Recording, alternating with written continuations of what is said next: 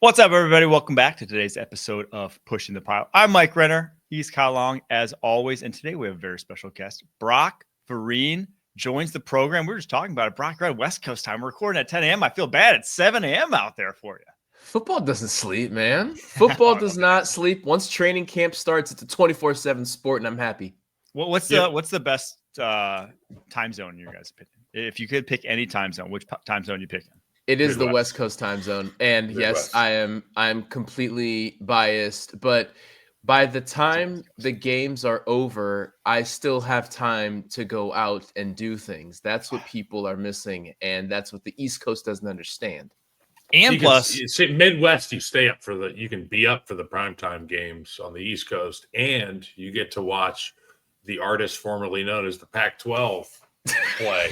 You can even watch your favorite Hawaii, are they the Fighting Rainbow Warriors? It depends if you're a long fan if you're in the Midwest. Now, if you're out west, you miss some of the East. If you're back east, you miss those night games. You didn't get to see Caleb Williams. So I would argue it's the Midwest because you get a little bit of everything. I do think I was spoiled as a child. You don't want to be on East Coast time. Like games go to like midnight, 1 a.m. You would not be able to stay up. So growing up in Midwest, we actually I was able to stay up for a lot of stuff. West Coast though, I mean, you wake up, there's football. You can wake up and it's just like it's happening. Now you miss some pregame festivities and they do not know how to tailgate objectively out in the West Coast because of that. But to me, in my opinion, West Coast would be the best time zone. All right, today's episode brought to you by FanDuel Sportsbook. Make every moment more. Let's get into the first off the ball segment because we have actual football to talk about here. And this one was near and dear to my heart. I know it's near and dear to your heart too, Kyle. The NFL has banned smelling salts, ammonia inhalants from the sidelines, a staple of every sideline. It used to be like that's what you get a concussion, they put that in front of you, you're going back out there. Obviously, it's not used for that anymore. We have protocols around that, but also it just gets you hyped up. If you've never done smelling salts before, I'd recommend at least trying it once. Maybe it's not safe. Maybe I shouldn't be saying that. Banning them, but I would recommend just like taking a hit because it is a different type of charge than you get, and that's why you see a lot of guys in the NFL using them, but now banned. If you have trouble doing the Ric Flair woo, you can hit one of those smelling salts. It's the easiest way to get the Ric Flair impression going. I'll say this. As a player, as somebody who has a daunting task like blocking a 3 technique for 70 plays, there's a lot of fear involved. There's a lot of anxiety involved. And sometimes our natural response, our body's natural response, having the anticipation of something that's coming in the near future is to kind of shut down and you calm down. The most calm I've ever been is in the locker room, fully padded before a game. All my tapes on, my gloves on. I could literally sit in my locker and fall asleep on command and take a nap. You wake me up when we're going back out there. These smelling salts allows your body to do that and allows you to set that alarm clock for your body and your nervous system to say, it's go time. And now it's a Pavlovian response. When you hit those smelling salts before the game, your body's like, you better be awake because there's some action coming down right now. I always thought of smelling salts as Bluetooth. I try to use as little Bluetooth as possible because while I can't explain the science or prove it, I just know it's not doing good things to my body. And something hit me maybe my junior year in college where, I would always do a smelling salt before running down and kickoff. And it just clicked. I thought, I can't prove it scientifically, but this can't be good for me. So that's the category I've always put it in. Guys swear by it. George Kittle's one of them. He's going to have to adjust, but he's probably better for it in the long term.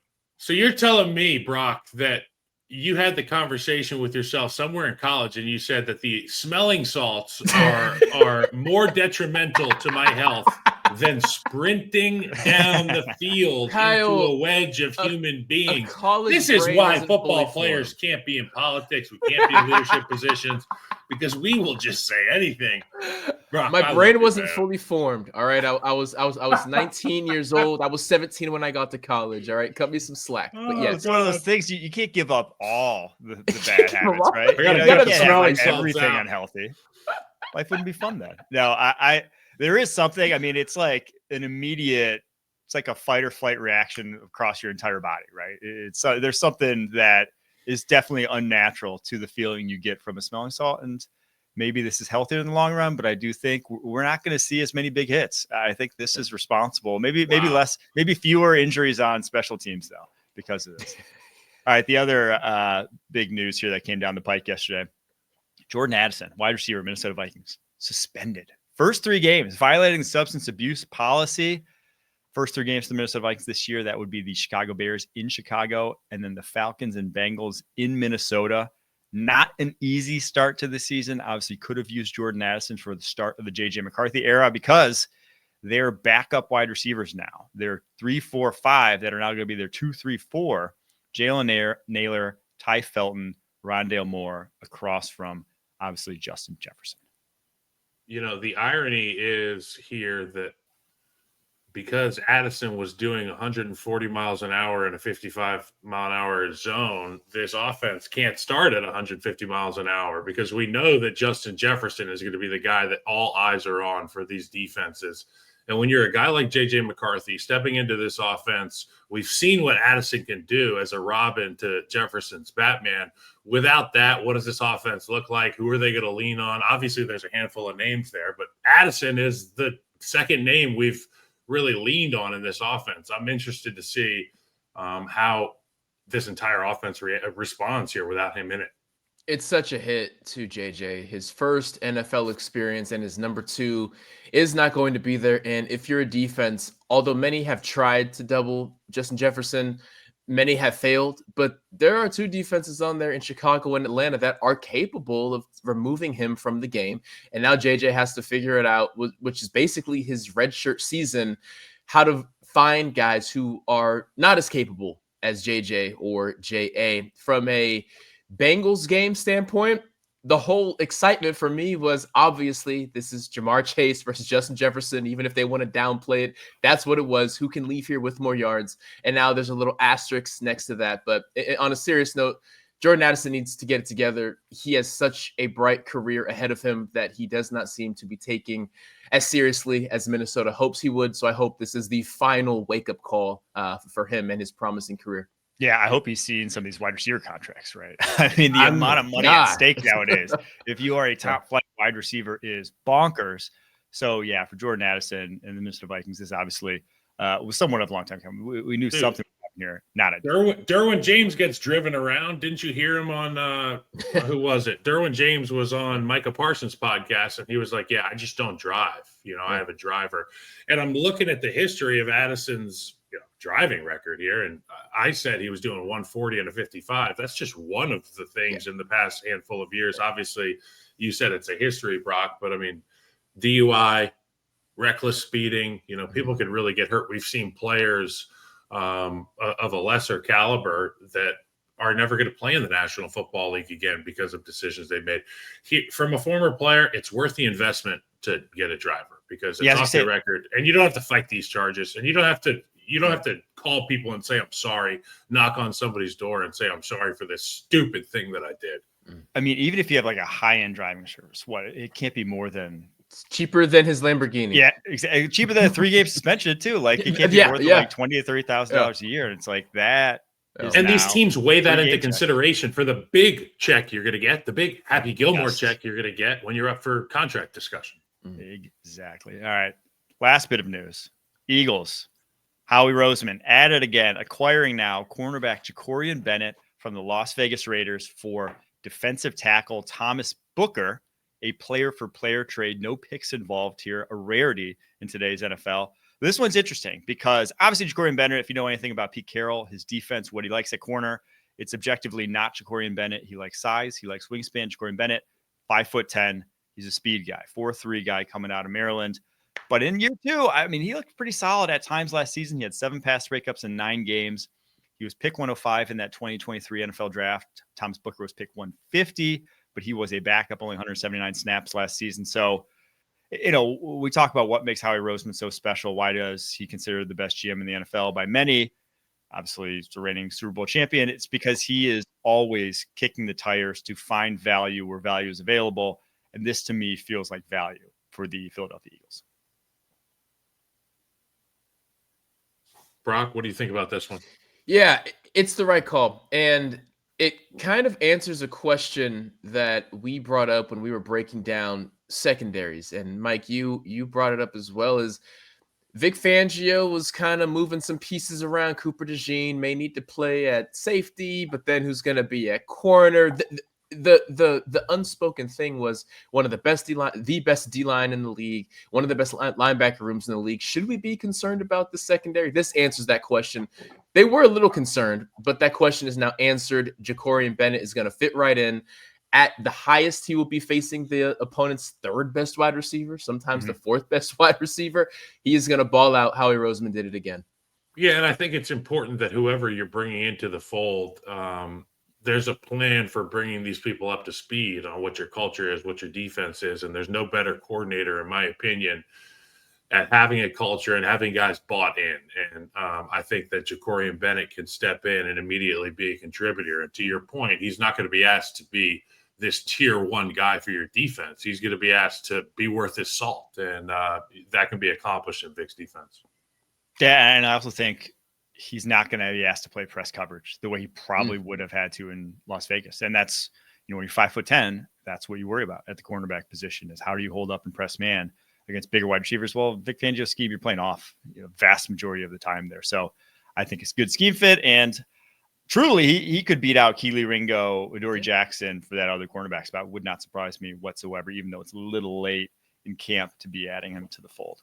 All right, there's your first off the ball segment. We are on today's show getting to the best and worst case scenarios for every team in the AFC. We did NFC on Monday. If you haven't checked that one out yet, go listen after this. But we're doing AFC coming up right after this.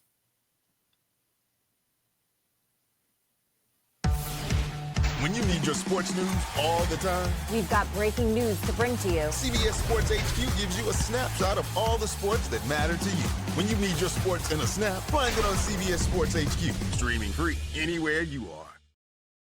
All right, best and worst case scenarios for every team in the AFC. And for worst case, we can't do a Kyle Shanahan, Brock. We can't say they don't make it to Sunday. We can't do a Jerry Jones and say they might not be here by the end of the season. That's not an acceptable answer. It might be actually for the Dolphins when we talk about Tua.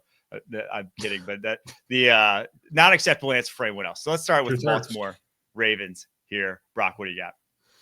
Best case scenario is a Super Bowl. Best case scenario is rounding out the top 3 highest rushing seasons in NFL history. Right now, the number 1 best rushing season in NFL history is the 2019 Baltimore Ravens. The number 2 best rushing season ever is last year's Baltimore Ravens.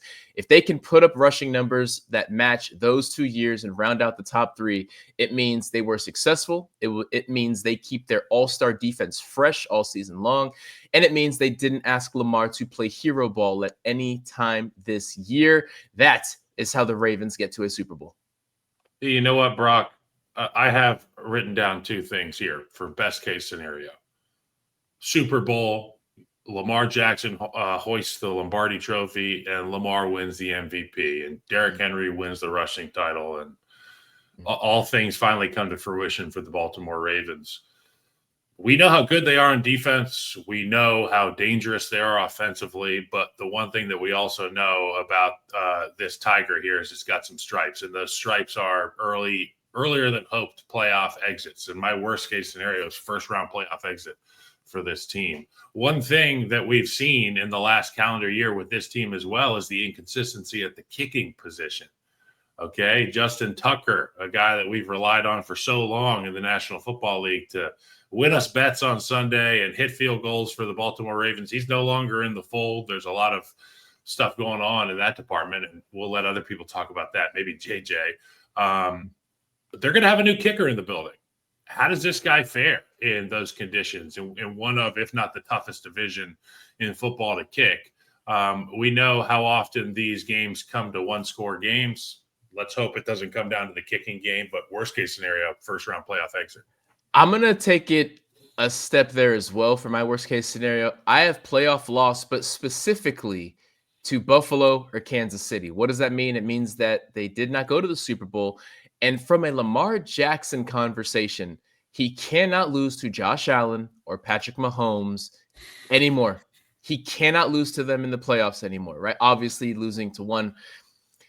is proof of the other's greatness. But right now, Lamar's in this tricky situation where you go back to the greatness of Michael Jordan, right? How many careers never reached their mountaintop just because they lived in the same era of Michael Jordan? And you get all these names of fantastic players who will always be thought of as second best behind MJ. And Lamar has plenty of time. He's not an old guy. He plays quarterback. He doesn't take big hits.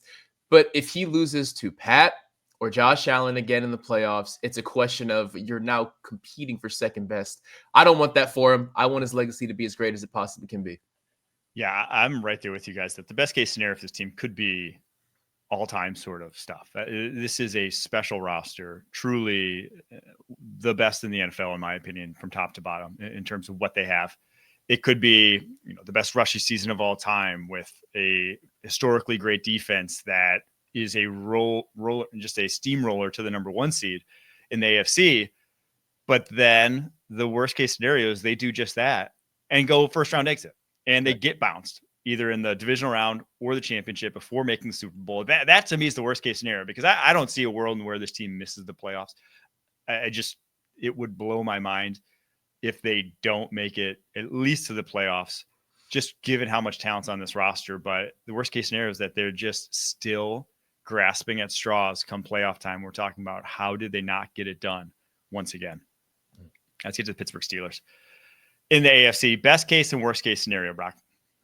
Best case scenario for the Pittsburgh Steelers is win the AFC North because of what you just brought up.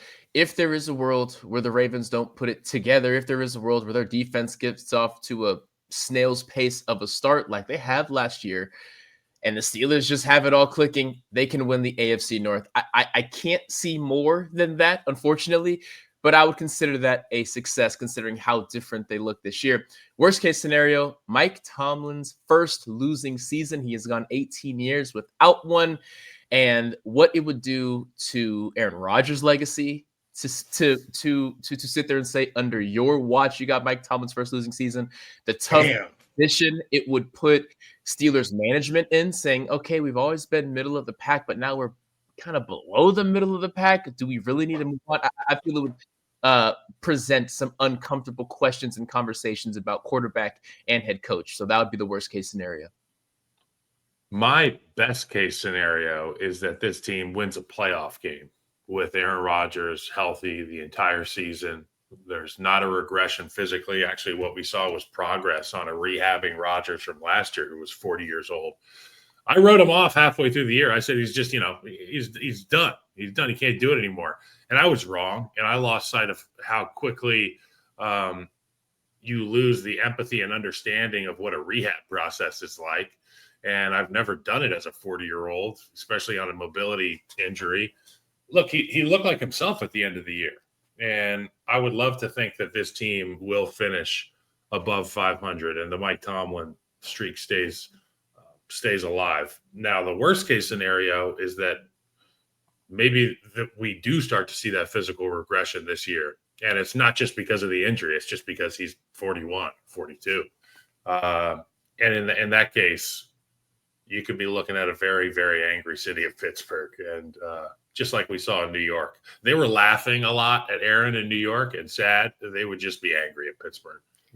Yeah, I don't think we have to go too deep in the worst case scenarios. They're like very obvious for this Pittsburgh Steelers team. You have a 41-year-old Aaron Rodgers.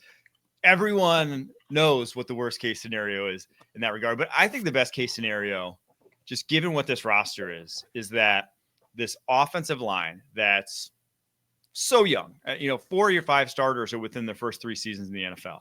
And a lot of them are at their first year at their respective positions, or like their first year really getting full-time run there. And you have a back in Caleb Johnson, who is an awesome zone runner. And if you know anything about Arthur Smith and how he's operated his offenses going back to Tennessee, to Atlanta, to now Pittsburgh, he's one of the run heaviest play callers in the NFL. I don't see that changing just because Aaron Rodgers is there. Now, Rodgers is known for like on those, calls where you come to the huddle or you come to the line of scrimmage with a run and a pass option. He's known for, favoring the pass. He's going to do that. So you're going to get a little pass heavier. But it's going to be predicated on that stretch zone running game being effective. So if Caleb Johnson is a problem, that's your best case scenario for the Pittsburgh Steelers. If you get his version of Derrick Henry in that offense, his version of Bijan Robinson in that offense, all of a sudden I could see this working. If that running game is what we saw last year in Pittsburgh, I don't see it working with just one DK Metcalf and no other wide receivers really of note or really like a wide receiver 2 on this roster. So the best and worst case scenarios for the Pittsburgh Steelers, they're both pretty evident in my opinion. All right, Cincinnati Bengals. Best and worst case scenario here, Brock.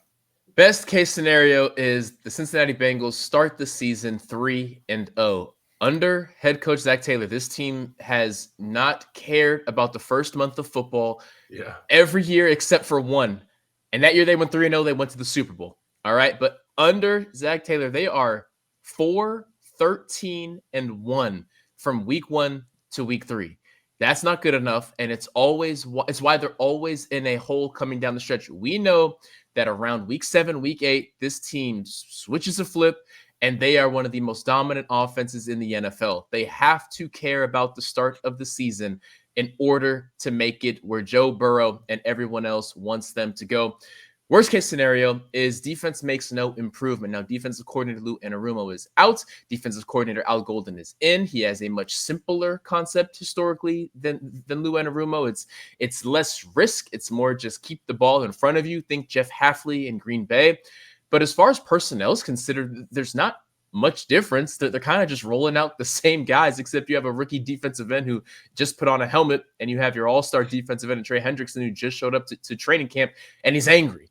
So I could absolutely see a world where this defense just doesn't make much improvement. And even with a fast offensive start, the defense just cannot hold their water. So that is best and worst case scenario for Cincinnati. Man, Cincinnati is just one of those teams that we can't keep our eyes off of, right? I mean, Joe Burrow is so talented. The receivers that they got locked up are just sensational. And that's why I think best case scenario, and you alluded to the fact that they start slowly. I think they do start slowly again. I think that it takes time for that defense to figure out how to, put a Band-Aid on a wound. And then they get really hot, and then they become the team like last year that nobody wants to see in the playoffs. But they finally get enough done to get to the playoffs. I think in the best case, Joe Burrow wins a handful of shootouts in the playoffs, and this team ends up losing in the Super Bowl in my best case scenario. My worst case scenario is that the defense comes along just enough. The offense does their thing, and the kicking game is what costs them games again. We saw it last year with Evan McPherson. That would be the one that we didn't see coming because all eyes are on that defensive side of the football. Yeah, I think best case scenario for the Bengals is it's difficult for them to just with that defense to make the Super Bowl. It just is going to be. Al Golden's going to have to work some absolute magic. Miles Murphy's going to have to take a massive step forward. There's going to have to be some things that change dramatically for us to say the Bengals are hoisting the Lombardi Trophy, 9 months from now. But I do think there's a world where they're like a top 3 offense in the NFL or scoring points on everyone. And they cannot afford to start slow. Like you mentioned, Brock, this year, especially because like 2 of their easiest games in their schedule, which should be their easiest games, easier games, at least on paper, Browns week 1, Jags week 2, you better win those games. If you don't win those games, it immediately gets a lot harder. You go Vikings, Broncos, Lions, Packers, the 3 weeks after that. So if you lose the first 2 games of the season, you have that slow start. And I think a lot of the slow starts have been injury related. Burrow's had the ACL tear, the wrist, the calf. He's had a myriad of injuries. So if they're fully healthy, they're ripping out the gate. They start 2-0.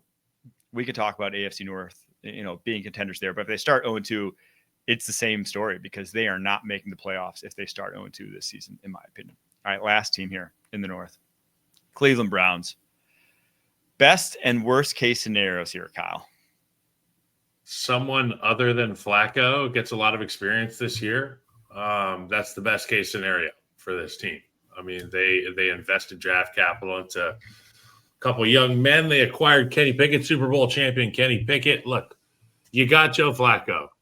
Obviously, he's the guy that's most ready. But for the long term and the future of this football team, you're going to want a young quarterback to get some time. And you would ideally like him to beat Joe Flacco in a competition, but seemingly that's not going to happen. The worst case scenario is at the end of the year, they still don't have any plan at the quarterback position, and Joe Flacco has been retired to a retirement community of sorts. Dude, look at that picture. He just looks. I mean, he looks like a coach. That guy does not look like. Bring your dad to practice day. You are, dude. Oh my Lord. I'm right there with you. I have the exact same take. I think a lot of Browns fans are going to have the exact same take, and it's just my worst case scenario is Joe Flacco plays the entire season. Because he plays the entire season, that means he's playing like all right. That means you're going like 8-9. That means you still don't know what the hell you're doing at quarterback long term. That means you're drafting in like the teens. You're not going to get a premium pick out of it. You got the Jags first rounder, but that's probably going to be in the teens or even later as well. So you're not getting your top choice of quarterbacks of the future, and you're not making any noise this season. That to me is worst case scenario. Best case scenario is like Dylan Gabriel, Shedeur Sanders gets back healthy, lights it up in the preseason. They're your week 1 starter. That's it. Like that gives you excitement for the future. That makes this a season worth like really watching if you're a Browns fan closely week in and week out, instead of one where you're basically, I mean, this is the ultimate fruits of the Deshaun Watson trade, right? This is where his cap hits have ballooned to a point where they're completely untenable, and trying to keep this roster together for the next 2 years is just going to be very, very difficult. So Shedeur Sanders will be getting reps in a joint practice today against the Carolina Panthers. It's going to be a lot of fun to watch, man. This is, what do you expect to see from Shedeur Sanders? Maybe that you haven't seen. What did you not see from him on tape in college that you need to see from him in the preseason to say, hey, this guy's got his work boots on every day. He's getting shit done, actually. Well, preseason, I just want to see the speed that he plays with. It just, you can't have those hold, the Caleb Williams plays we saw last year, not to, bring it back to your boy, but you can't have the sacks that he was known for. You would do that. And I just want to see what his arm looks like on an NFL football field, because the ball is slightly different from college to the NFL. Guys have sometimes struggled with that in the past. Lamar Jackson made note of that his rookie year and has actually improved a lot from his rookie year on. But you'd be kidding yourself if you said that Shedeur Sanders was anywhere outside of the bottom 10 in terms of NFL starters, in terms of arm strength. So what does it look like on an NFL football field? Is it really untenable in terms of attacking down the football field? That's what I really want to see here early on. Let's move to the AFC South. Houston Texans, your champs from a season ago. What do you guys the best and worst case? Best case scenario, CJ Stroud returns to MVP form. New coordinator kicks ass. New look offensive line, cheaper, kind of mid-tier, budget offensive line does work. And the defense is the top 3 unit, and you can do what you want with it. Those 2 pieces of information, CJ Stroud MVP form, top 3 defense. You go where you want to go with that. Worst case scenario is the offensive line just never gels. Nothing gets fixed. There's not enough depth. People get banged up. CJ doesn't maximize his potential, and that great defense is wasted. You know how hard it is? You and I know how hard it is to get these units to be at the level they are from a talent perspective, a youth standpoint. And they've got that in Houston. And they've got the quarterback. Now they got to figure out how to get that, maximize that offensive side of the ball.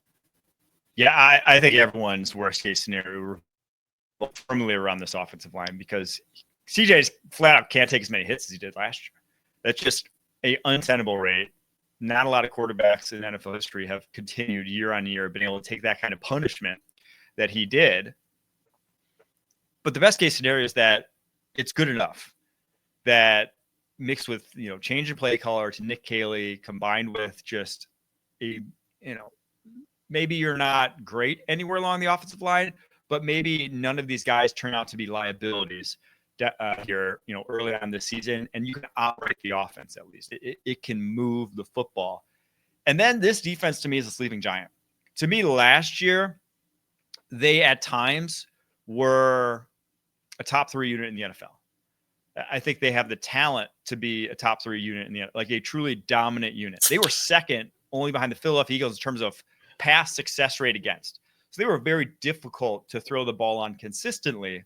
They just gave up a ton of explosives. They gave up far more, their explosive rate was so high for a defense with as much talent as they have. Some of that's because you have some youngsters there, But I think that's going to change now with the addition of CJ Gardner-Johnson, 2 rookies in the secondary now going into year 2. You're not going to have as many busts. I think best case scenario is that they just win games on the back of the defense, and CJ Stroud can be a game manager of sorts. And so they've got those edge rushers, Mike, that win so often that quarterbacks get out of dodge often. And what happens? There you go. Here's the secondary guy that can speak to this. When you get these rushers that get the quarterback off the spot, that's when these explosive plays can happen. So, I mean, locking down those second moves, those reactive moves on the back end of plastering your assignment. That's an interesting fact that they were one of the tops or bottoms in explosive plays, because we know all the characters on that defense and how studly they are. All right, let's get on to the Indianapolis Colts here. Best and worst case scenarios, Brock. Best case scenario for the Indianapolis Colts is that Jonathan Taylor leads the league in rushing. And it's one of the not worst kept secrets in just that the Colts have not been interesting enough for enough weeks to really legitimize how great Jonathan Taylor is, how basically any career stat he's surrounded with Hall of Fame names. He's already kind of knocking on the door of NFL history. And if he can lead the league in rushing, he takes so much pressure off of the quarterback situation, which leads to the worst case scenario. Neither quarterback cures their plague. Anthony Richardson, it's a question of maturity. It's a question of health. It's a question of accuracy. Those 3 things have plagued him his entire short career. And as far as Daniel Jones' career, it's the turnovers. You have to hang on to the football. If neither of them can fix their issues, it doesn't matter who's playing quarterback.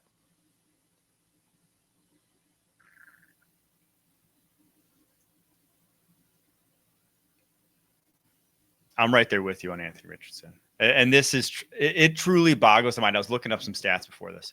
It boggles my mind how much worse he was than the rest of the league when it came to an accuracy perspective. So the difference between him and the second least accurate quarterback in terms of adjusted completion percentage, PFF stat, that basically takes out like non-plays that shouldn't go into completion percentage.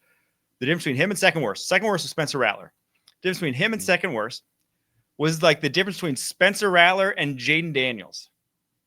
That is how much worse he was than everyone else in the NFL. And it's insane to think about that. Just like if he was as accurate as Spencer Rattler, if he made that leap at all to just not untenably horrible, he's so gifted in so many other ways that this offense can move. This offense can move the football, but he misses so many throws that it's going to be, we're going to talk about it forever because he's still so young. He's still so inexperienced that with his tools, everyone's going to be trying to give him a second, third, fourth, fifth, sixth chance because of what the ceiling could be. But I do think this is it. It's all there. It's all there for the Indianapolis Colts. This is a good roster. This is a good offense. If you're a quarterback in this offense, there is no excuse for you not to put up big numbers. So obviously the worst case scenario is just that if neither quarterback puts up big numbers and you go limp to, being another 8-9 season, and that puts you just in a mid-teens pick, and you do it all over again next year, unfortunately. I'm really pissed because I was muted and I was singing that song. The guy who says, "This is our Colts. This is our team. We love you for the shoe." I was wondering what was going on. Yeah, beat the Texans. Okay, in all seriousness, best case scenario for the Indianapolis Colts is that we do not see Daniel Jones take a snap for the Indianapolis Colts, because that tells me 2 things. Yes. It tells me that Anthony Richardson's healthy enough to be on the field and his oxygen level, his VO2 max is increased. And he's worked on some of the things that get you through the basic 101 NFL quarterbacking that is expected, like hitting open targets, like getting down when you're in space, taking care of your body. Those are the things that the Colts fans need to see. That's best case scenario. And to Mike's point, they've got a ton of weapons. We're in love with their receiving room. Yards after catch, explosive playability. Tyler Warren is going to be part of this offense. He has the opportunity to really be like a huge steal if Anthony Richardson could hit layups, because this guy can go anywhere, line up anywhere. And for this offensive staff, it's got to be a real dream, but it's a nightmare if Anthony Richardson's not doing his thing. And that's the worst case scenario. He never graduates from NFL quarterback school. All right, Jacksonville Jaguars. Speaking of quarterback school, Trevor Lawrence obviously been a big topic of conversation this offseason. Brock, what are your best and worst case scenarios here for the Jags? Take a walk with me down Optimism Street. Best case scenario is an AFC South title, right? And yes, it's a stretch, but it's not as far of a stretch as we think it can be. Houston is still a crapshoot, right? They took a step in the wrong direction, even if they got a similar result a year ago as the year prior, right? Maybe that offensive line doesn't figure it out. Maybe there's a little window of opportunity that Jacksonville can sneak through with a little bit of an easier schedule, but it's all going to rely on avoiding the worst case scenario is if Trevor Lawrence just doesn't have the juice anymore. Yes, he's been unhealthy, but even when healthy in recent years, he has not looked the same. He's surrounded with talent. He has a wonderkin of an offensive coordinator, the next Sean McVay, the next Kyle Shanahan. Liam Cohen is kind of destined to be that guy. He knows he will be dialed up. He has a defense that improved a little bit. And the best part is he's in the AFC South where you always have a chance. Trevor Lawrence has to figure it out this year, or for the sake of the Jacksonville Jaguars and all the capital and draft picks that they've invested, they may have to make a change at the quarterback position. Again, most of this has not been Trevor Lawrence's fault, but it is his responsibility to get things back on track this year. You know what? I really love this guy, Liam Cohen. And obviously I love points. But the thing that I love about Liam Cohen, and I talked about this on the show yesterday with Renner, he was able to look at what that offensive line did well in Tampa Bay and tailor the run plan to what works for them. Obviously, he's with a new cast of characters in Jacksonville. He's not going to know exactly what he's got until the rubber meets the road, until it's real regular season games. The talent's there from a receiver standpoint. We've seen Trevor Lawrence be able to make throws before. The X factor for this offense is going to be the offensive line and their ability to make plays, establish the run. I think worst case scenario is you get diminishing returns by trying to do too much with Travis Hunter. And you can really, he's an avocado. And what do we know about avocados? Okay. You cut open the avocado. It's the most beautiful, tasty thing ever, but it can go bad quickly with an avocado. They get nasty looking quickly. Just, make sure you treat them right and use them the right way. Don't waste what you have there, because that young man is special. I'm of the thought process that he should be on offense all the time. And, I don't even want to see him in defensive meetings. But everybody's got their opinions, and, they get to see him in person every day. So they'll have a plan as well. But worst case scenario, you don't maximize Travis Hunter's potential because you're trying to do too much. In your guys' opinion, if you had to pick one, who's going to be the best offense in the AFC South this year? Texans? I want to say Texans, but there is a world where it's Jacksonville, man. If this thing comes together and Jacksonville at their best, I see them as more explosive than Houston at their best. But I think you're gonna agree with that, Mike, because I see that little grin coming across your face. Well, I was just gonna say it's tough for me even because Indianapolis has the best weapons. Indy has an insane amount of weapons. They have the best supporting cast. Texans have the best quarterback.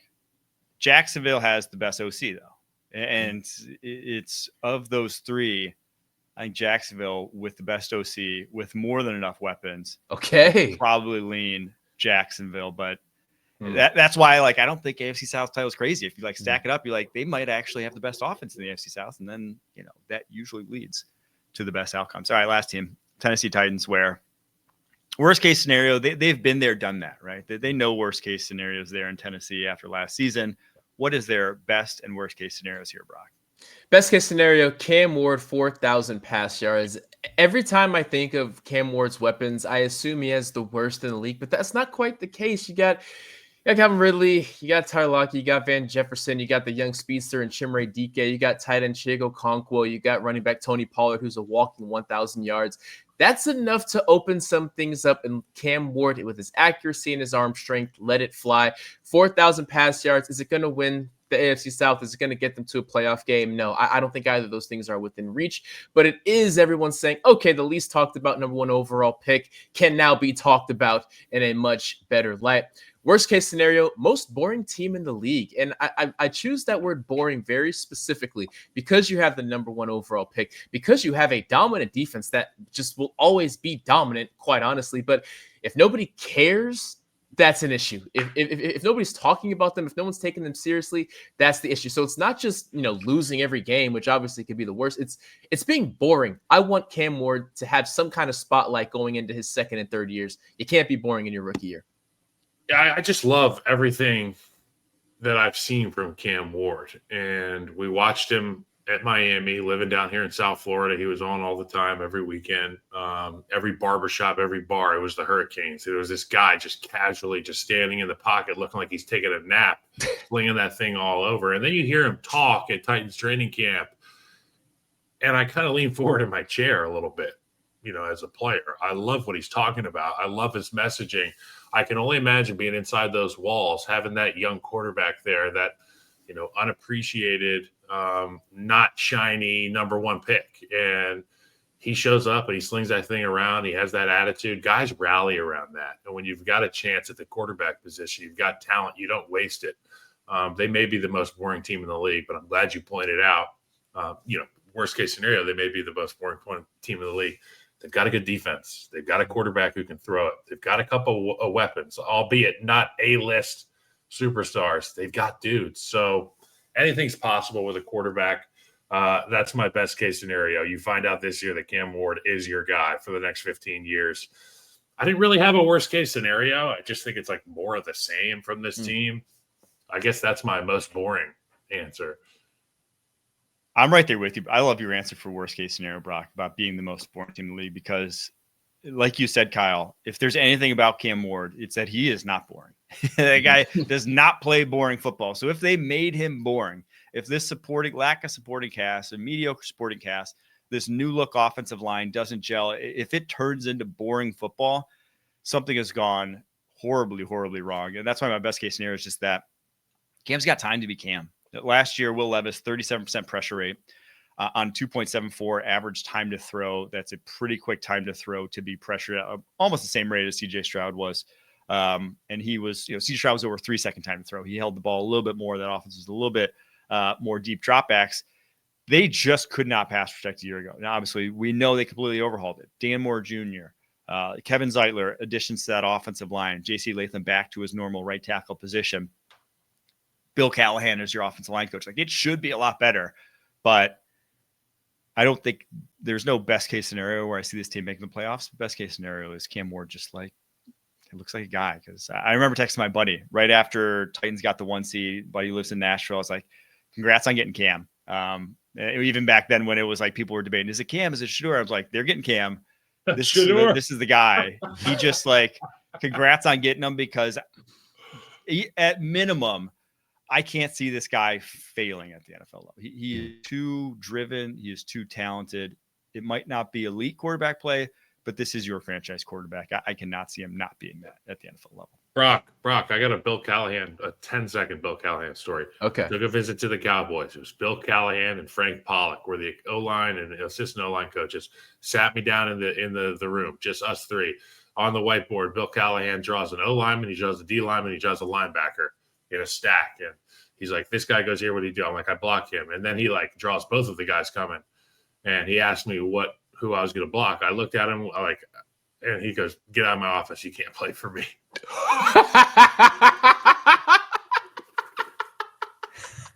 He goes, Frank, do the rest of this meeting. This guy can't play for me. Hey, take all the Gatorades you want. We'll get you Take a some sandwich. pictures. Take Your some Uber's pictures. on the way. Oh my gosh. Hey, Tyron Smith's here. Go meet him. Take a photo. Dude, that's incredible. Oh my God, I love that. Yeah. When was that? And Is you that know pre-draft? me, I was like, did I do something wrong? Like, yes, you did. When do I get to hit people? Oh, thank you for sharing that. That made my day. Well, hopefully this Titans offensive line knows what to do in that scenario. All right, we're going to take a quick break. After that, AFC East, AFC West, right after this.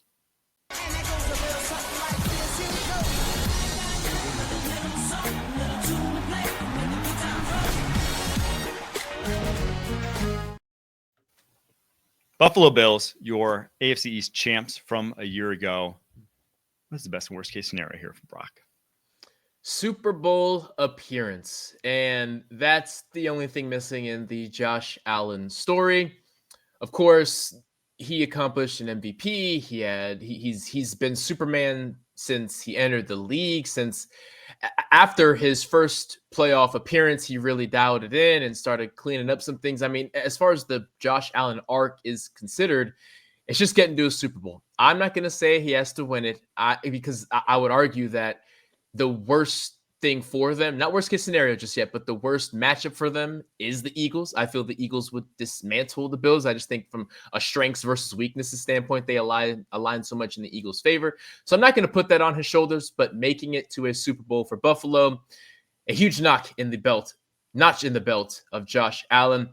Worst case scenario, D-line continues to not be clutch. What if I told you that statistically speaking, the Buffalo Bills defensive line, the same defensive line who has not had someone eclipse the 10-sack mark since Leonard Floyd in 2023 in the past 8 seasons. What if I told you that same defensive line is at their worst in the fourth quarter and overtime, which is why for the Bills to win close games, Josh Allen always has to have the ball because the defense is not getting after the opposing quarterback. It's why Patrick Mahomes is such a thorn in their side because they can't get to him.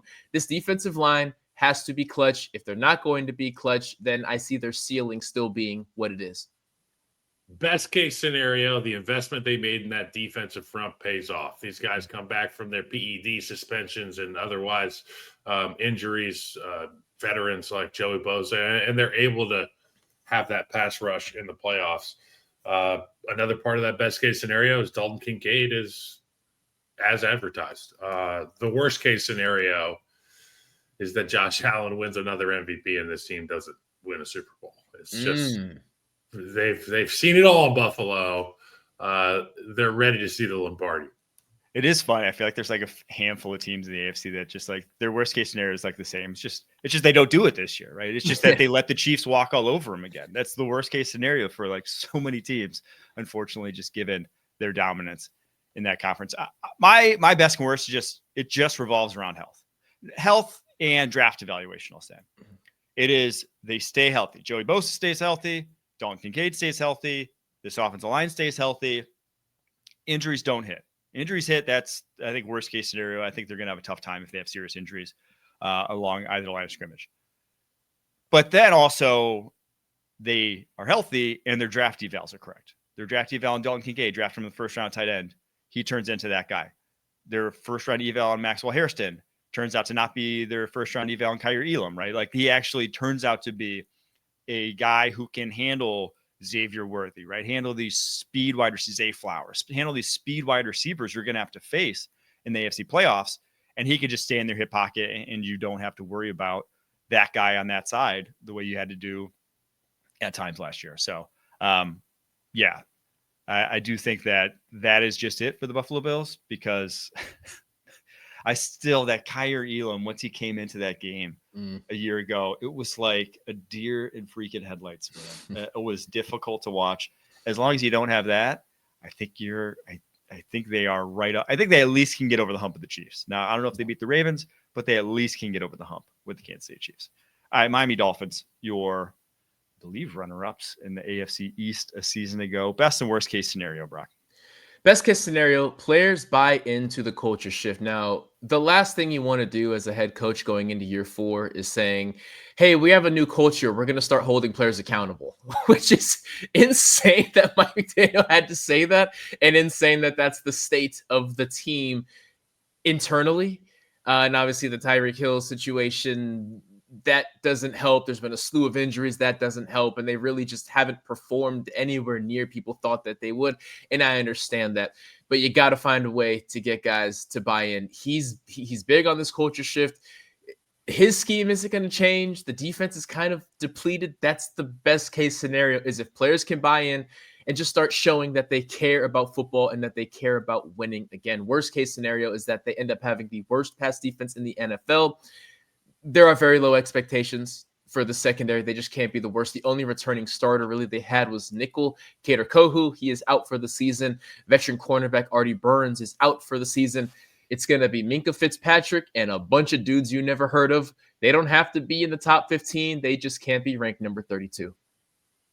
Can you imagine a world where, stick with me here, people buy into the culture, Tyreek Hill is Tyreek Hill, the defense miraculously finds a way to show up in this group when the temperatures go low. They win some games, okay? I think Dolphins fans would be happy with a playoff win in like maybe freezing temperatures. That would be best case scenario. I'm thinking for this team. Worst case scenario, and stick with me here, Tyreek Hill traded to the Washington Commanders straight up for Terry McLaurin. Jaden Daniels wins the Super Bowl. Tyreek Hill, Super Bowl champion again.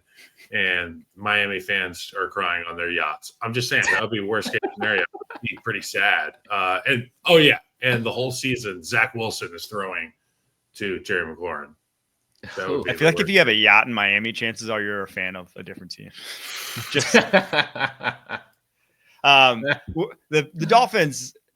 I honestly, more than any other team, I struggle to come up with the best case scenario because I like we've seen this offense be good and it just like still doesn't matter, right? Like it still kind of is just they get rolled when they have to, play January football, so to speak, when they have to play in cold weather. It's still just like does not end up working out. And we talk a lot about, matches made in heaven between a player and a coach. They have one of what I would call a match made in hell, which is Jack Jones with Mike McDaniel. And Jack Jones, when he was coming out, I remember tweeting about him. And I won't name names, but I had a guy who's involved in NFL scouting in some capacity reach out to me and say, yeah, you don't want Jack Jones in your team. He's a criminal. Like he is a terrible guy. You just don't. And now we are, 4 years into his career. He's been with 3 different teams, just cut outright because people didn't want to deal with his BS. And he's going to maybe one of the most lenient head coaches in the NFL. It's just not going to work out. It just has disaster written all over it, that pairing. But it was by necessity because they had no one. They have no one in the secondary. My worst case scenario, I literally just wrote people try to pass on them. That's the worst case scenario because I do not see how this team can hold up against any semblance of a talented passing offense. New York Jets. Sorry, Harry. I really railed on the Dolphins there, but New York Jets. Best and worst case scenario, Brock. Best case scenario is Justin Fields, Breece Hall, and Braylon Allen combined for 2,000 rushing yards. That is the key here. This wide receiver room is what it is. Obviously, they only had so much money, so much capital to make things shake. They wanted to get the core of this offense and defense intact, and they'll worry about receivers the next go around. They got to keep this ball on the ground. Justin Fields wins games, but he still turned the ball over quite a bit in the couple starts that he had a year ago. Breece Hall needs the ball in his hands. I understand they keep pushing. Aaron Glenn keeps pushing this running back trio thing. Get Breece Hall the ball in his hands. Braylon Allen when he's tired, and Justin Fields always being an option back there. 2,000 yards on the ground for those 3. Worst case scenario, if Tyrod Taylor has to replace a healthy Justin Fields at any point in the season, similar to the Cleveland example that you used, if Joe Flacco is still starting late into the year, it was a failure. If Justin Fields cannot be, hey, we trust you to go out there from week 1 through the end of the season, our starter, no question about it, then this season is a failure for them as well. And they're starting from scratch again next year. So Tyrod Taylor, we love you. One of the most likable guys in the NFL. We need you to stay on the bench. We need Justin Fields to finally put this all together. Look, I mean, if he does that, they're going to establish a real identity offensively. And we know what it's going to be. It's going to be physical. They're going to lean on the draft picks on the offensive line. And, that's my best case scenario is that this team develops a concrete culture. And offensively, what kind of team you're going to play against. And you better tape up a little bit more. And you better buckle all your buckles because these guys are coming. All right? That's what the Jets offense is going to be. And I think that's best case. And the defense is, a defense that you would imagine Aaron Glenn will put on the field. But the worst case scenario is that you don't get that year 2 leap from your offensive lineman that you drafted in the first round in Ola Fashanu. And you don't get a stellar performance from your rookie first rounder, Armand Membu, who I fell in love with during the scouting process because of the rest of the iceberg that I think is under the water that we could see. That's called potential talent, which are bad words in the NFL. Hopefully for the Jets, they get some real ass kickers for the next decade, and they can use that culture they established this year running the football. Yeah, I'm very interested to watch the Jets this year. I can't believe I'm saying that, but I think there's a world in where we see this, with everyone rushing towards these lighter defenses who have 220-pound linebackers who are built to stop the pass. Like with everyone going down that road, if we see a hard zig from certain teams a different way where they're saying, you're doing that, we're going to put 2 tight ends and a fullback on the field every play. We're going to run the ball 70% of our snaps. It's going to be option football. We're going to have this creative running game where we're triple optioning. We're doing just things like, watching Navy play offense in college football, where it's just, hey, you make those 220-pound linebackers, make these 280-pound DTs, make these 230-pound edges, play physical football for 60 minutes and see if they can do it. And then, oh, by the way, we'll hit you over the top once or twice with Garrett Wilson and Justin Fields. And it could be very difficult to stop this run heavy and D approach, which the Jets, I think, are the unique test case to do. They have the offensive line, they have the running quarterback, they have the running back, they have the one wide receiver, they have the defense that's stout enough that they could make this really work if they're creative enough. And again, like with the way the rest of the NFL is going, they are the interesting test case that I want to see how it works out, because not everyone's going to be able to have Patrick Mahomes. Not everyone's going to be able to have Josh Allen. If you don't have one of those guys, maybe this is your best path to success.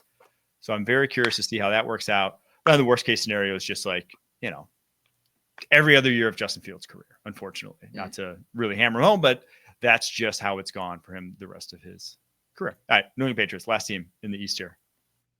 Best case scenario, they win the AFC East. Mike, you and I were on the same side here a couple episodes ago. I see a playoff team with New England. So if they're a playoff team, they can't be that far away as far as win totals from Buffalo. Buffalo has a significantly tougher schedule.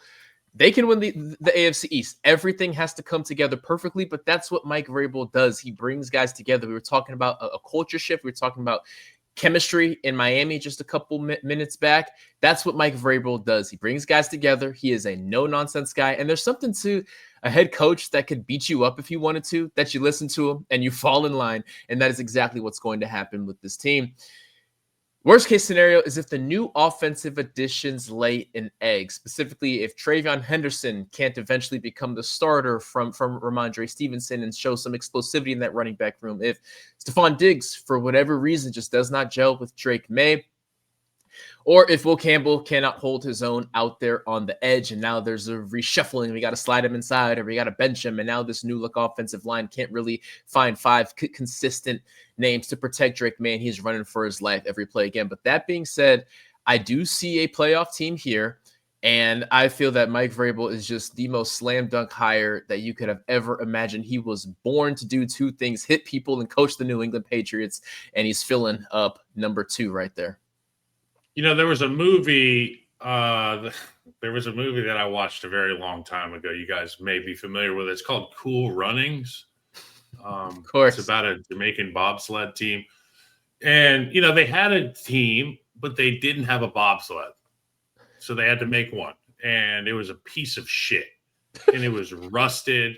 And, they were training in the bathtub, and they had guys with real confidence issues. There was a scene in the movie where a young man named Junior walks into the bathroom. I think they're at a bar or something, and he's not confident. And he says, I just see Junior in the mirror, and his buddy, Yul Brenner, is the guy's name in the movie. He's like, no. I see pride, I see power, and I see a badass MF who won't take no off of nobody. That's Mike Vrabel. And last year we said that this bobsled was so porous that we didn't want to put there. It didn't deserve a team. We didn't want to see Drake May because the team was so bad. This year in the preseason, it's like the Mike Vrabel effect is happening. You guys are talking playoffs right now for the Patriots. I think that's amazing. I think it really is. I don't know why I did Cool Runnings, but it just reminded me of Mike Vrabel. It worked. It worked. So My best case scenario, Drake May leap year, smartest and toughest team in football.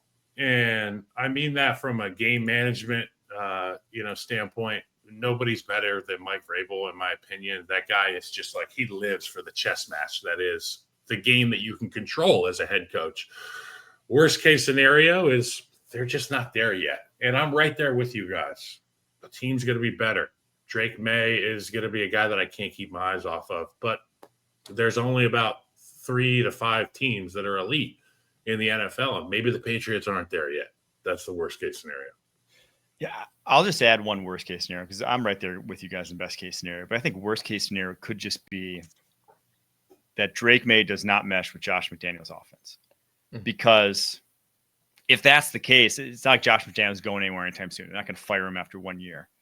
But Josh McDaniels didn't mesh with Derek Carr. Josh McDaniels really has only meshed with Tom Brady, right? Over the course of his career as an offensive coordinator, whether it was with Denver, where before Jay Cutler even stepped on the field, he wanted him out of town. And Cutler plays the quarterback position, or I guess Drake May plays the quarterback position similarly to Jay Cutler did. And way back then, he didn't want him running his offense. So I don't think just like if I'm picking an offensive coordinator to play to Drake May's strengths, it would not objectively be Josh McDaniels. So that's the biggest worry to me, is that there could just be, that's not the guy who's going to maximize your franchise quarterback. Even so, Drake May is a great quarterback. I don't think he's going to fail, but if it's just not quite the right fit, I think that's the worst case scenario, because you'll try to fit this square peg in a round hole for the next 3 seasons. If that's last division here, AFC West. Sneakily, a division on the rise. I think it could challenge the AFC North for the best division in that conference. Obviously, I think the NFC North is the best division in football, but the LA Chargers, we'll start with them. We'll save the Chiefs for last. What do you got for the best and worst case scenarios, Brock? Do you know what a tritium is? Of course you don't. It's a radioactive isotope, and the way that it's written out is the number 3 and the letter H. I'm going with the running back trio, calling them the Trithium. All right. You got Najee Harris, Omarion Hampton, and Hassan Haskins. Jim Harbaugh wants to do one thing. He wants to beat you up, and he has built up a running back room that is meant to do just that. He has the offensive line, and he has the bodies. Back to really, this running back room is 5 or 6 deep, but obviously post-training camp, he's going to have to let some guys go. But look out for the Trithium to lead the league in rushing. If they can do that, if they can remove the ball from, it's Jim Harbaugh. If he could, he would just run the ball 60 times a game and just have Justin Herbert, one of the best arms in NFL history, not ever use it. That is his ideal situation. So lean on the Trithium, which leads to the worst case scenario, another Justin Herbert playoff catastrophe. That bad taste in everyone's mouth from that absolute meltdown versus Houston. He can't have another one of those. He cannot have another one of those. I know he's a guy who doesn't care about narratives, who doesn't care about stories and all that, but just to the story of Justin Herbert that we care about, he cannot have a playoff loss with a terrible performance like he showed a year ago. So that is the case for the Los Angeles Chargers. Best case scenario is that this football team wins a playoff game and then loses to a blue blood in their next game. Blue blood. A blue blood team. No, I love These that. Teams that are there every year. The questions about this team are, who's going to be the receiver outside of Ladd McConkey? They went and got Keenan Allen. We've heard that Johnston's coming along and he can actually catch it. He needs to do the toilet paper stick 'em from Little Giants. Justin Herbert needs to win a playoff game, because I am tired of being the Oregon Duck that's like, no, this guy is, what more would you want in a quarterback? Because what more would you want in a quarterback? Well, win some playoff games. And it's not all on him. There was a lot going on last year. There was a wildfire. Brock, you're an Angelino. There was a lot going on. But you know who didn't give a shit about the fire? The Los Angeles Rams. Okay, remember? They showed up and showed out during this. And we gave the benefit of the doubt to this Chargers team who had to go to Houston for the game, and they were flat. Can't have that this year. Need to rid themselves of everything from the previous administration, and I think you'll see that this year. That's the Chargers. Offense dominance, not enough to cover defensive lack of ass is what I wrote. Yeah, I see. I don't see a best case. You don't have ass. It's I don't see a true. best case If you don't have scenario ass, where- you don't have mass. You I don't love have it. you don't have that. You don't have anything else. That was the Belichick scoutingism. He used to line them up right behind him. Turn They around. weren't wide enough. They were out the building. They were Bill Callahan them. Can't play for me. I do think. See, I just don't see a best case scenario given what they have defensively, which is just it's not enough talent. I just don't see them having enough talent to really slay the dragon that, like you said, the Blue Bloods, overcome the Blue Bloods. I don't see that, unfortunately. So I don't see a best case scenario that is that. The best case scenario to me is just like the offense finds a new level. But to me, the worst case scenario is honestly, best and worst case scenario just revolves around the offense. If the offense plateaus at what we saw last year, there's, even with new additions, even with, a new starting running back or two new starting running backs, even with some more weapons for Justin Herbert, if Greg Roman, which is what he got criticized for in his time in Baltimore, doesn't have this next step to his ability as a coordinator to put you in that upper echelon of the offenses around the NFL, because given what they got at quarterback, given what they got at running back, given what they got at offensive line, this should be, from those three units, they should be able to be an elite offense if you had an elite offense coordinator. Because their wide receivers are good enough at this point. They're not great. They're good enough to get you in that mix.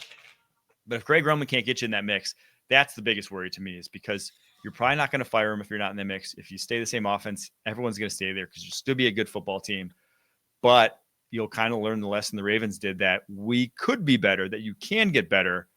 And Greg Roman gives you a high floor, but he also might give you a low ceiling. All right, Denver Broncos. Best and worst case, Brock. Denver Broncos. Best case scenario is an AFC Championship appearance.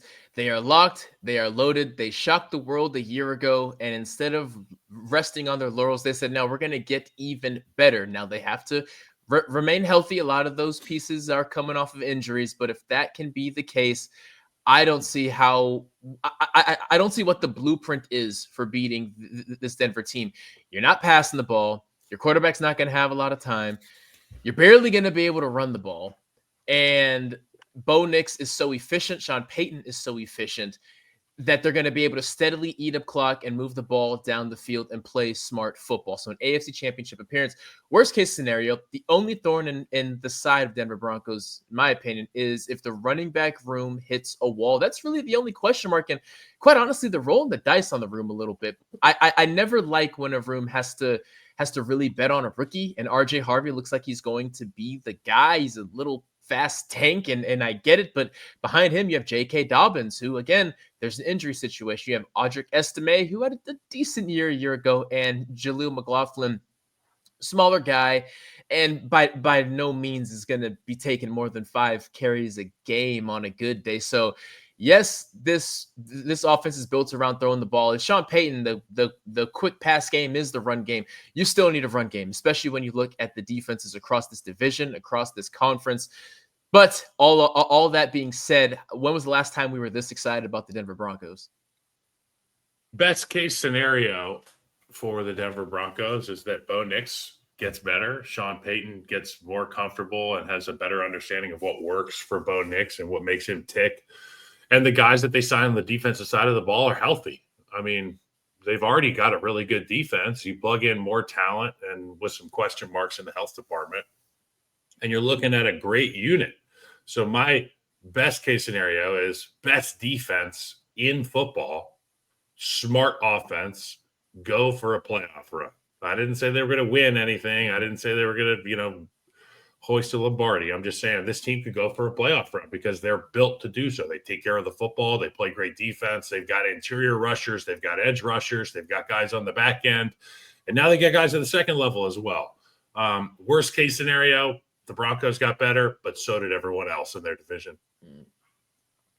Yeah, I do think that this defense is where the pros and where the best case scenario revolves around. It's just what level can this get to? And looking at what they have on paper, seeing what they did last year, adding Jahdae Barron, adding Dre Greenlaw, adding Talanoa Hufanga, it's like, I think all-time sort of defense isn't out of play. Like one of the best Ds, one of the best defenses we've seen in the past decade is not a crazy thing to say.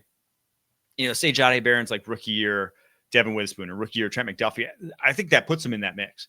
And from like an eval standpoint, a lot of people had him in that sort of mix. So that is your best outcome, is that no one moves the ball on you. Just no one moves the ball on you. But the worst outcome is that Bo Nix year 2 looks like Baker Mayfield's year 2, where, he's an older quarterback coming out, 24 years old. He'd played a ton of football already. Maybe that was all he had in the tank. Maybe there is no next level to get to for Bo Nix. And the guy you saw last year, that's who you're getting in the NFL, because he's 25 years old already. He's kind of seen it all. He's played a lot of football, and maybe now the expectations of playing better, that might be the worst thing for him. And you might see him regress. I think that is the worst case scenario, but I've been on the Broncos train all off season. I don't think there's a worst case scenario where this is a bad team in 2025. They are just too good of a roster right now. All right, Las Vegas Raiders, before we get to our AFC champions from a year ago. Best to worst case scenario, Brock. Las Vegas Raiders. Best case scenario is just that the wide receiver room outperforms expectation. I don't want to put too much on the plate of Geno Smith here. He's had one heck of a career resurgence out there in Seattle, and he's looking to continue that, but he just doesn't have the talent out there that we know. This is a Chip Kelly offense. They are going to run that dang ball, and they have Ashton Genty to be able to do so. We know Pete Carroll loves that as well. I can't put a number on it. It's just going to be a gut thing of, okay, Geno has enough guys to where he can at least keep defenses honest. That's what it is. Keep defenses honest. Only way to do that is for wide receivers to outperform expectation. Worst case scenario is if this linebacker room gamble proves to be a miss. I call it a gamble because you have older Jermaine Pratt, who Cincinnati decided to move on from. You have journeyman Elandon Roberts, who's getting up there in age. You have rookie Tommy Eichenberg, and you have veteran Devin White as a backup. If you cannot stop the run in this conference, and especially this division, you do not have a shot. This defense is not a good one. Pete Carroll decided to retain their defensive coordinator, kind of a head scratcher. But if it's going to be more of the same defensively, then it doesn't matter if Geno and the wide receivers figure it out. It doesn't matter what Ashton Genty does. You're never going to have the football. And every time you do, you're going to be in a hole about 14 points.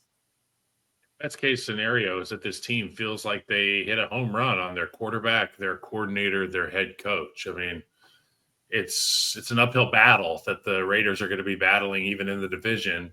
And you point to some of the question marks on defense, which makes me think that the best case scenario is that it's just that. It's a dynamic offense. This plays like a Pete Carroll team, a lot of energy.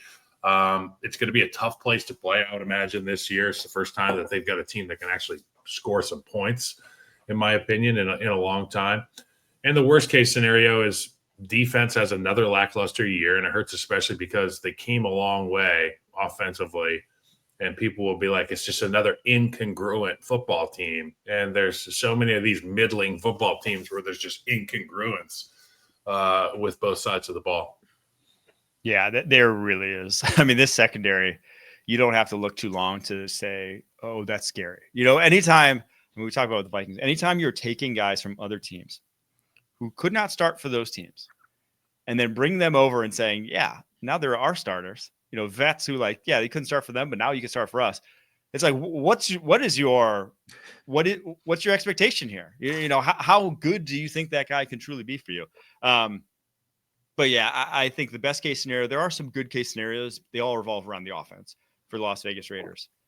And it's the one I'm most interested in is them having a top tier rushing game. If Ashton Genty is at or near the league lead in rushing, if he goes for 1,700 yards, 1,600 yards as a rookie, not only does that have, the knock-on effect of you're a great rushing offense, Geno Smith has never had a great rushing offense. Seattle, over the course of his 3 years, was 19th in EPA per rush. This was a rank average to awful rushing offense a year ago. Most games, it was on Geno's right arm for them to do anything. So having that at his disposal is just something we've never seen him play with. And to see what kind of highs he could reach with that, that's what I'm most excited for.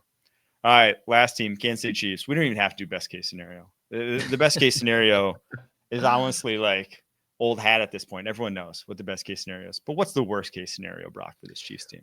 Worst case scenario for the Kansas City Chiefs would be a wild card loss, because that would mean the Denver Broncos or maybe the Chargers, but honestly, I feel it'd be much more likely to be the Broncos, pass them up as the AFC West champs, and then Patrick Mahomes would have to feel like every other human has to feel like in climbing and crawling out of your playoff hole on the road.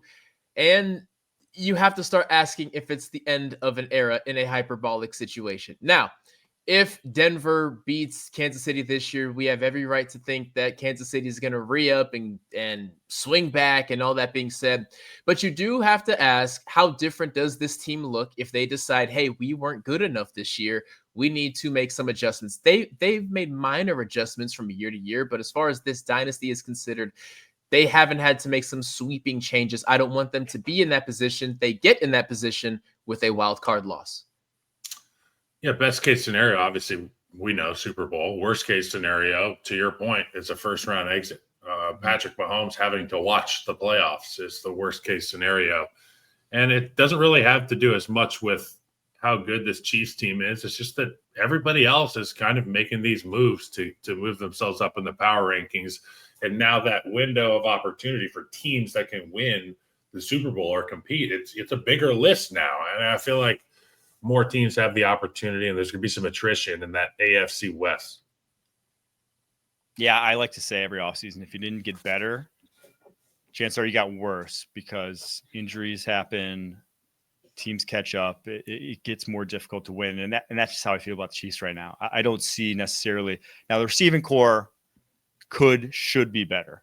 Yeah. Offensive line, though, I'm not sold that it's necessarily better. Defense, I'm definitely not sold that it's going to be better this year. They really didn't make any massive additions to that unit. So for all those reasons, that's just the worst case scenario is you kind of just lost another bit here, another bit there. Whereas, wow, I really sounded Wisconsin there. Whereas the Denver Broncos that came out hard. Whereas the Denver Broncos, Las Vegas Raiders, I wouldn't say the Chargers, but those two teams specifically definitely got better. All right, those are your best worst-case scenarios. Every team in the AFC. Brock Vereen, thank you so much for joining. Thanks, Brock. Ton of fun. Anytime, gentlemen. Always a pleasure. We will be back tomorrow. Until then, keep pushing.